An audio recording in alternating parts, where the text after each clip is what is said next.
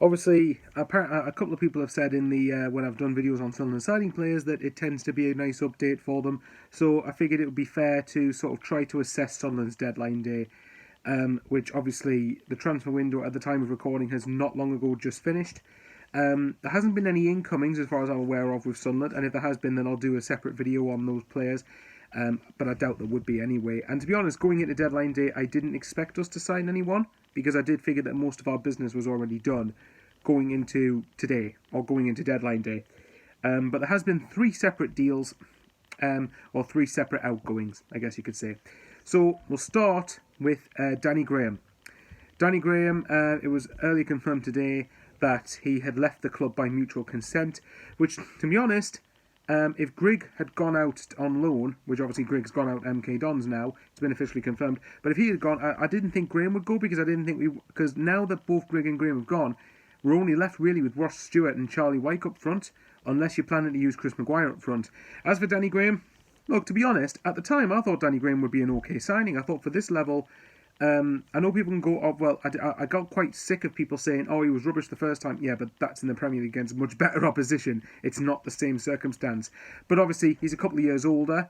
And to be fair, at the start, I did think Danny Graham, off the ball, I thought was quite intelligent in some respects. At the start, not throughout his whole way through, at the start, I thought that, particularly against Charlton, I thought he literally did everything right except finish, which obviously is as a striker, that's what you're mainly in the side to do.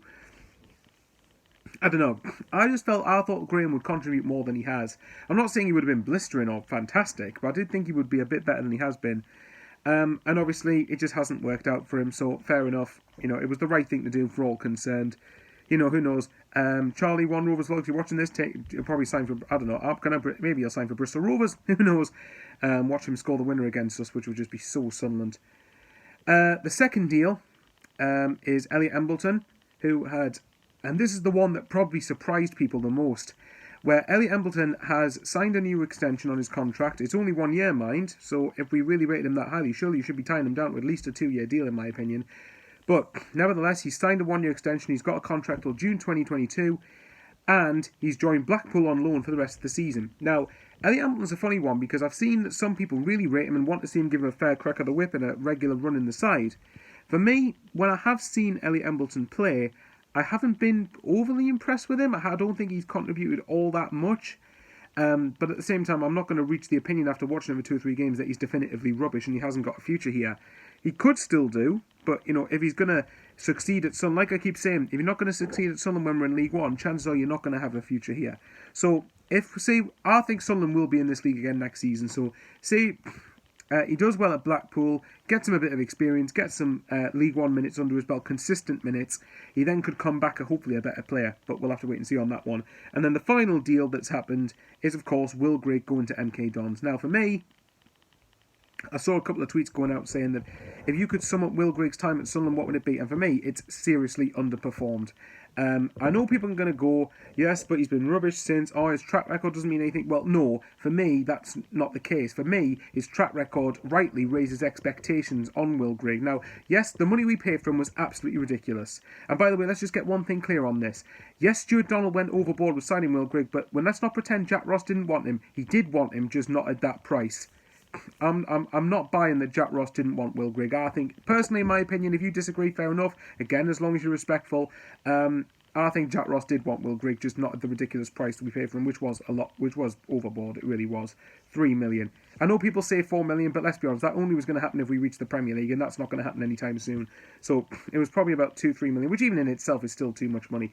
But hopefully this could be go well. Now, for me, Grigg, the only thing I would say that I felt Parkinson really mismanaged him at the start of the season, where he did well in pre-season, and against Hull, like I know people are probably sick of me going on about at this point, he had 2 goals that were dubiously disallowed, and I thought in that Hull Cup game he played really well. Now for me, what annoyed me in the way Parkinson managed him was that because he didn't do anything against Bristol Rovers first game, he dropped him and pretty much didn't play him, but didn't bother to play him ever again. When last season, I know Wyke's done brilliantly this season, I'm not knocking that from him, but last season there were numerous games where he did nothing and contributed nothing to the side, and Parkinson continued to pick him. The hypocrisy really, really angered me. But in saying that, Will Grigg, you can argue, has had the chances, and you look at the game against MK Dons, funnily enough, back in November when he basically missed a sitter from 2 yards when he should easily be burying that. For me, I still believe Will Grigg should have done a lot better than what he did. I think there were players behind him that were more than sufficient enough to give him the service. He just didn't deliver up front. Hopefully, this deal to MK Dons, though, could work one of two ways. Either A, obviously, this is assuming he does really well. If he does really well there, and say we're still in the League One next season, who knows, but he might come back a completely different player in terms of mentality and confidence, and he could play a part next season because he's still got another year left on his contract, I believe. Or B, which is probably the more likely one, is that with a year left on his contract, we could still probably command a half-decent fee for him, considering that we, either that or losing him for free. But anyway, guys, that is what happened on the outgoing front on deadline day.